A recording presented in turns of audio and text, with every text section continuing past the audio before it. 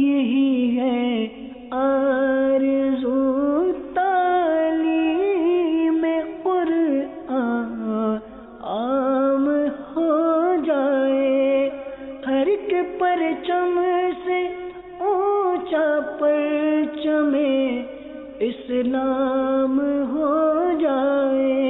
الحمدللہ رب العالمین والصلاة والسلام علی سید المرسلین، اما بعد فاعوذ باللہ من الشیطان الرجیم، بسم اللہ الرحمن الرحیم، الصلاة والسلام علیک یا رسول اللہ وعلی آلک واصحابک یا حبیب اللہ، الصلاة والسلام علیک یا نبی اللہ وعلی آلک واصحابک یا نور اللہ۔ مدنی چینل کے ناظرین، پروگرام قرآنی صورتوں کا تعارف، اس میں آپ کو خوش آمدید کہتے ہیں۔ اللہ رب العالمین ہم سب کو قرآن مجید فرقان حمید کا فہم عطا فرمائے اور قرآن مجید کثرت سے پڑھنے کی بھی توفیق دے، قرآن سمجھنے کی بھی توفیق دے۔ ناظرین کرام، اس پروگرام میں قرآن مجید فرقان حمید کی ایک صورت مبارکہ کا تعارف پس منظر پیش کیا جاتا ہے، اور الحمدللہ بالترتیب صورتوں کا یہ تعارف کا سلسلہ چل رہا ہے، اور ہم 26ویں پارے پر پہنچے ہیں، اور آج سورہ مبارکہ ہے سورہ محمد۔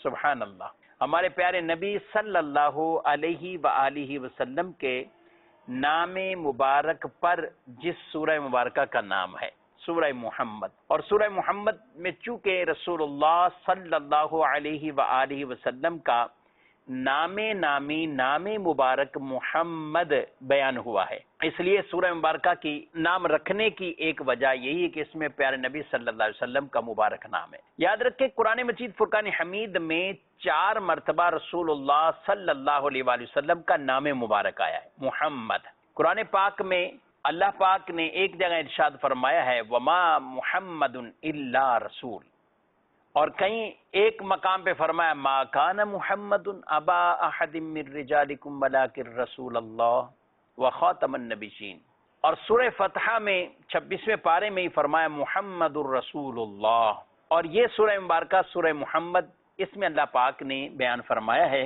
والذین آمنوا وعملوا الصالحات وآمنوا بما نزل علی محمد، یہاں پر نبی پاک صلی اللہ علیہ وسلم کا نام مبارک ہے، تو اس نسبت سے اس سورہ مبارکہ کا نام محمد یہ مقرر ہوا۔ اور ناظرین کرام، رسول اللہ صلی اللہ علیہ وسلم کا نام پاک یہ 4 مرتبہ آیا ہے، لیکن القابات دیگر انداز سے اللہ پاک نے کئی مقام پر آپ کو خطاب فرمایا، بلکہ یہ آپ کی شان ایک اور اس سے واضح ہوتی ہے کہ اللہ رب العالمین نے آپ کو قرآن میں کسی بھی جگہ پر آپ کا نام لے کر خطاب نہیں فرمایا، یا محمد کہہ کر نہیں خطاب فرمایا۔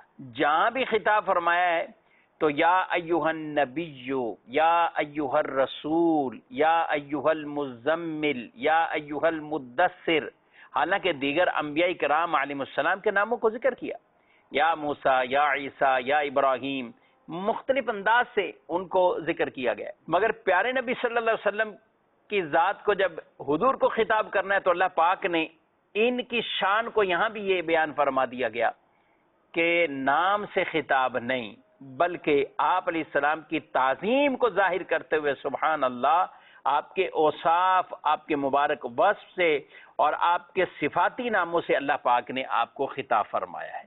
تو یہ بھی نبی پاک صلی اللہ علیہ وسلم کی نرالی شان ہے، اللہ پاک نے آپ کو یہ اعزاز عطا فرمایا ہے، اور حضور علیہ الصلوۃ والسلام کے باقاعدہ آداب کو، آپ کی تعظیم کو، آپ سے خطاب کرنے کے احکامات کو بھی قرآن میں اللہ نے بیان فرمایا، یعنی یہ آداب بھی اللہ نے سکھائے ہیں۔ بہرحال ناظرین کرام، آئیے بڑھتے ہیں، مزید کچھ سورہ محمد کے حوالے سے سنتے ہیں۔ سورہ محمد یہ مدینہ منورہ میں نازل ہوئی ہے، یعنی مدنی صورت ہے، اور مدنی صورت وہ جو ہجرت کے بعد نازل ہو، جو کچھ نازل ہو۔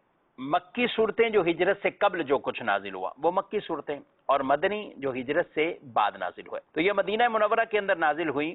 مدینہ منورہ کے اندر جو صورتیں نازل ہوئی ہیں تو اس میں کئی احکامات ایمان والوں سے متعلق بھی، نیک اعمال سے متعلق بھی، جنت کی بشارتیں بھی، اس سورہ مبارکہ کے اندر بھی ایسا ہی ہے۔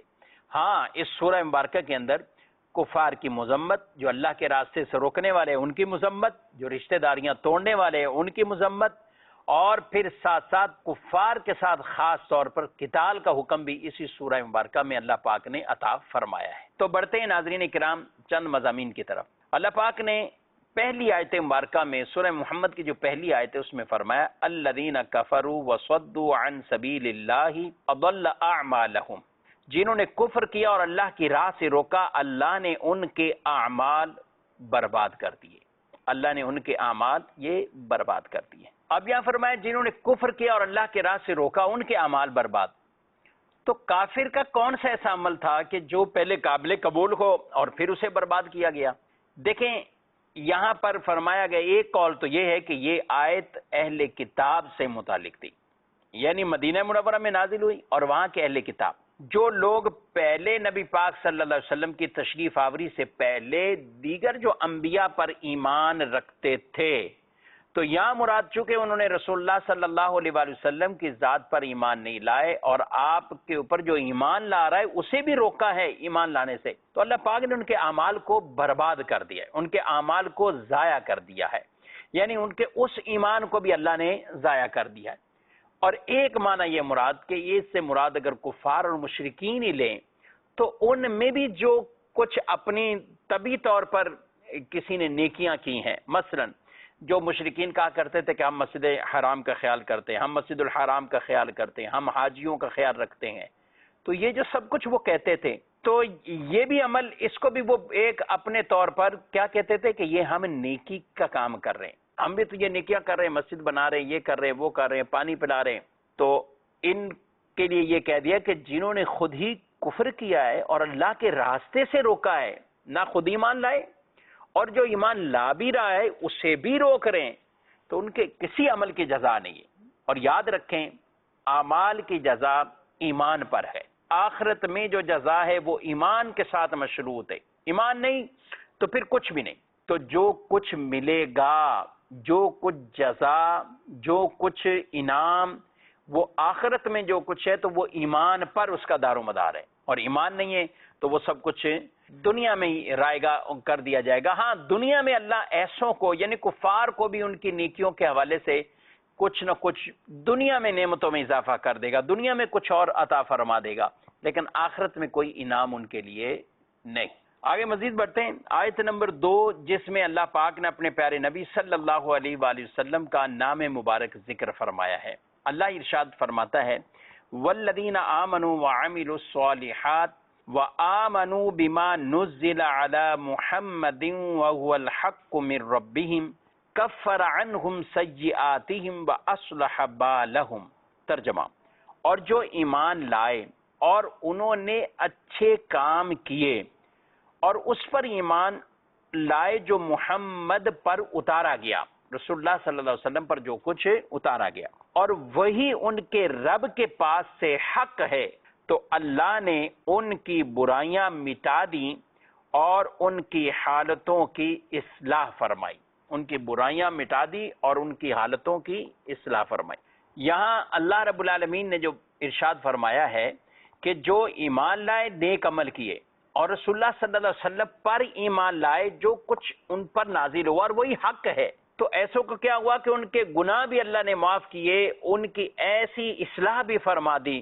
سبحان اللہ، اصلاح سے مراد یعنی ان کی حالتوں کو بدل دیا، رب تعالیٰ نے ایسی ان کی مدد بھی فرما دی ہے اور انہیں یہ انعام دنیا میں ہی عطا ہوا ہے۔ اور یہ بھی مراد لیا گیا کہ ان کی اصلاح فرمائی یعنی ان کی حالت جو بدلی، یعنی ان کی حفاظت کی گئی، ان کی حفاظت کی گئی اور دشمنوں کے مقابلے میں ان کی حفاظت کی گئی۔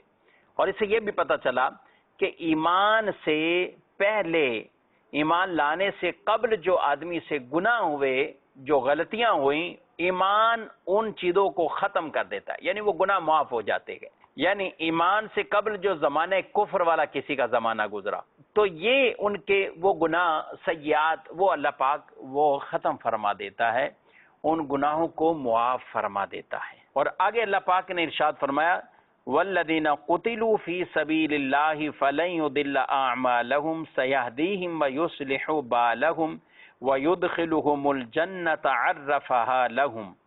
جو اللہ کی راہ میں مارے گئے، اللہ ہرگز ان کے عمل ضائع نہیں فرمائے گا، ان قریب اللہ انہیں راستہ دکھائے گا اور ان کے حال کی اصلاح فرمائے گا اور انہیں جنت میں داخل فرمائے گا۔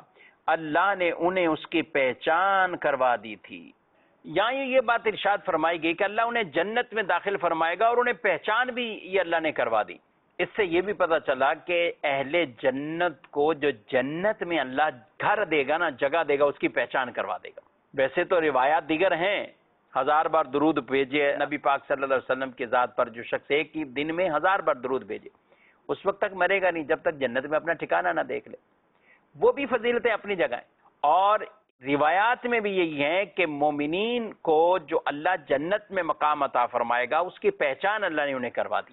بلکہ وہ مومن بھی جو اپنے گناہوں کی وجہ سے جہنم دوزخ میں جائیں گے، جب ان کو نکال لیا جائے گا اور بالآخر جب ان کی سزا پوری ہوگی اور انہیں جنت کا داخلہ ملے گا، یاد رکھیں ایمان والوں کے لیے جنت ہے، جنت مشروط ہے ایمان کے ساتھ، ایمان نہیں تو قطعاً اس کی مغفرت نہیں ہو سکتی۔ ہاں مومن ہے وہ اپنے گناہوں کی وجہ سے جہنم میں جب جائے گا، اور ایسا نہیں کہ کوئی بھی نہیں جائے گا، جہنم میں جائیں گے، بات وہ گناہوں کی وجہ سے جائیں گے، پھر جب اللہ ان سے معاف فرمائے گا، ان کو معاف کر دے گا، جہنم سے جب نکالے جائیں گے تو جنت کی طرف جب جا رہے ہوں گے تو کہا کہ یہ بھی اس جگہ کو پہچانیں گے۔ بلکہ حدیث پاک میں رسول اللہ صلی اللہ علیہ وسلم نے فرمایا کہ دنیا میں جو اس کے ٹھکانے گھر جگہ ہیں اس کی بنسبت جنت کی وہ جگہ کو زیادہ پہچان رہا ہوگا، جنت کے وہ اس ٹھکانے کو زیادہ پہچان رہا ہوگا۔ سبحان اللہ، اللہ ہم سب کو پیارے نبی صلی اللہ علیہ وسلم کے صدقے جنت میں گھر عطا فرمائے اور ایسے کام کرنے کی توفیق دے کہ ہم عذاب سے محفوظ رہیں اور اللہ اپنی رحمت سے ہمیں جنت میں داخلہ عطا فرما دے۔ آگے آیت نمبر 7 میں اللہ پاک فرماتا ہے یا ایھا الذین آمنوا ان تنصروا اللہ ینصرکم ویثبت اقدامکم، فرمایا اے ایمان والو اگر تم اللہ کے دین کی مدد کرو گے تو اللہ تمہاری مدد کرے گا، اللہ تمہاری مدد کرے اور تمہیں ثابت قدمی عطا فرمائے گا۔ یعنی دین کی تم مدد کرو، اللہ تمہاری مدد کرے گا، یعنی دشمن سے تمہیں محفوظ رکھے گا اور دیگر ذرائع سے بھی اللہ تمہاری مدد فرمائے گا۔ دین کی مدد ہم کیسے کر سکتے ہیں؟ دین کے خادم بن کر دین کی مدد۔ دین کو کس چیز کی ضرورت ہے؟ علماء قلم کے ذریعے دین کی مدد کرتے ہیں، تحریر کے ذریعے، تقریر کے ذریعے، خطاب کے ذریعے، تبلیغ کے ذریعے دین کی مدد ہے۔ اور اسی طریقے سے جب وہ ضرورت آئے کہ تلوار کے ذریعے دین کی مدد کرنی تو پھر یہ فوقیت اور ترجیح والی صورت ہو جائے گی۔ اسی طرح نیکی کی بات کہنا، برائی سے روکنا، امر بالمعروف و نہی عن المنکر دین کی خدمت ہے۔ دین اسلام کی اشاعت اور اس کی کوششوں میں جد و جہد کرنا، یہ مزید دین اسلام آگے پھیل جائے، یہ دین کی خدمت ہے۔ دین کے احکامات پر عمل کرنا اور اپنے عمل کے ذریعے دوسروں کو بھی اس کی طرف راغب رکھنا، یہ دین کی خدمت ہے۔ اب یہ چند ایسے ٹاپک کہ جو بعض تو ہیں علماء کے ساتھ خاص ہیں، بعض عام نیک سیرت لوگوں کے ساتھ ہیں، اور بعض ہے کہ جس میں ایک نارمل سب کے لیے ایک ذمہ داری بنتی ہے۔ ظاہر دین کے معاملات چلانے کے لیے چاہے مسجد ہو، مدرسہ ہو، کوئی اور دینی ادارہ ہو، رقم بہت اہم ہے، پیسے کی ضرورت ہے۔ تو دین کی مدد کرنا، جو صاحب ثروت ہیں وہاں مال خرچ کر کے دین کی مدد کریں، وہاں مال خرچ کر کے دین کی مدد کریں تو یہ بھی دین کی مدد کرنا۔ اسی طریقے سے ان علماء اور جو دین کے کاموں میں مشغول ہیں اپنا مال انہیں دے کر تاکہ وہ دین کے کاموں کو مزید آگے بڑھائیں تو یہ بھی دین کی خدمت ہے۔ تو الغرض جو جس کیفیت میں، جس حالت میں ہے، وہ اپنے اپنے انداز سے دین کی ضرور خدمت کرے۔ جب تم دین کی خدمت گزار بن جاؤ گے تو اللہ فرماتا ہے تم دین کی مدد کرو، میں تمہاری مدد کروں گا۔ آگے مزید بڑھتے ہیں، آیت نمبر 15 میں اللہ پاک نے جنت کے اوصاف بیان فرمائے، ایمان والوں کو، نیک لوگوں کو، پرہیزگاروں کو، متقین کو جو اللہ جنت عطا فرمائے گا۔ سبحان اللہ، ارشاد فرمایا مثل الجنة التي وعد المتقون فيها أنهار من ماء غير آسن وأنهار من لبن لم يتغير طعمه وأنهار من خمر لذة للشاربين وأنهار من عسل مصفى ولهم فيها من كل الثمرات ومغفرة من ربهم كمن هو خالد في النار وسقوا ماء حميما فقطع أمعاءهم. فرمایا اس جنت کا حال جس کا پرہیزگاروں سے وعدہ کیا گیا یہ ہے کہ اس میں خراب نہ ہونے والے پانی کی نہریں ہیں اور ایسے دودھ کی نہریں ہیں جس کا مزہ نہ بدلے اور ایسی شراب کی نہریں ہیں جو پینے والوں کے لیے سراسر لذت ہے اور صاف شفاف شہد کی نہریں ہیں اور ان کے لیے اس میں ہر قسم کے پھل ہیں اور ان کے رب کی طرف سے مغفرت ہے. کیا یہ جنتی اس کے برابر ہو سکتا ہے؟ یہاں کفار کے بارے میں کہا گیا آگے جو ہمیشہ آگ میں رہنے والا ہے اور انہیں کھولتا ہوا پانی پلایا جائے گا تو وہ ان کی آنتوں کے ٹکڑے ٹکڑے کر دے گا. یہاں اللہ پاک میں جنت کے ان نعمتوں کو جو ذکر فرمایا ہے اور ان نعمتوں کے اوصاف کو، ایک پانی ہے نا، کیسا پانی ہے؟ ایسی پانی کی نہریں جو انتہائی لطیف، نہ سڑتا، نہ اس میں بدبو آتی، نہ اس کا ذائقہ تبدیل ہوتا ہے. کہ پانی آج دنیا کے بھی پانیوں میں ایسی کیفیات پیدا ہوتی ہے نا، لیکن فرمایا یہ کچھ نہیں ہوگا. اچھا آگے دوسرا بس فرمایا کہ ایسی دودھ کی نہریں ہیں جس کا مزہ نہیں بدلے گا. دنیا کے دودھ کا حال اس کے برخلاف ہے، یعنی وہ خراب ہو جاتا ہے ایک وقت تک ہے، لیکن فرمایا جنتی دودھ ایسا نہیں ہوگا. سبحان اللہ. اور جنت میں جنتیوں کو ایک وہ مشروب، وہ شراب، خاص طور پر شراب کی جو نہریں ہیں، لیکن دنیا کی طرح نہیں کہ جو بدبودار، جو عقل میں فطور لائے، جو طرح طرح کی خرابیاں اپنے اندر لیے ہوئے، اور اس لیے اس شراب کی مذمت کی گئی.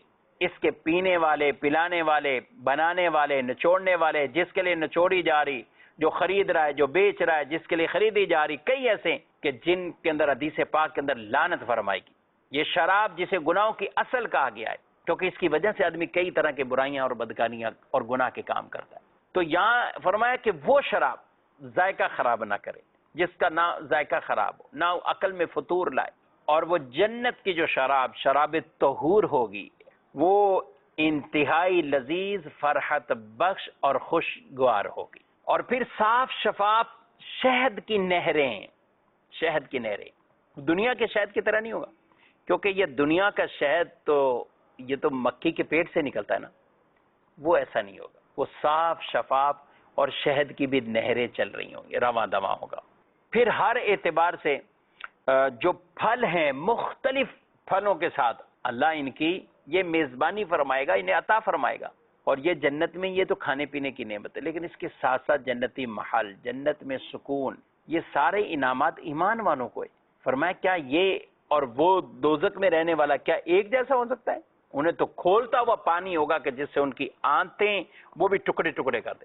یہ نہ کوئی سمجھے کہ ادھر وہ دوزخ میں رہ رہا ہے، ادھر جنت میں، یہ جنت میں رہے گا ہمیشہ، اور دوزخ والا جو کفار ہیں وہ دوزخ میں رہیں گے، تو اپنے اپنے ٹھکانوں پر رہ رہے ہیں. یہ بڑی آسائش والی زندگی میں رہ رہا ہوگا، وہ تکلیفوں کے ساتھ رہ رہا ہوگا. اس کی آنتوں کے ٹکڑے ٹکڑے ہو جائیں گے، پھر جیسے جلد کچھ سڑے گی دوبارہ پھر جلد آ جائے گی، پھر وہ سڑے گی. ایسا نہیں ہے کہ ایک دفعہ کو ہوا اور فنا اور ختم، نہیں، مستقل سزا کے اندر مبتلا رہے گا، مستقل اس کو سزا دی جائے گی. الامان الحفیظ. اللہ عذاب نار سے ہمیں محفوظ فرمائے. اللہم اجرنا من النار، اللہم اجرنا من النار. اے اللہ ہمیں آگ سے محفوظ فرما، ہمیں جہنم کے دوزخ کی آگ سے محفوظ فرما.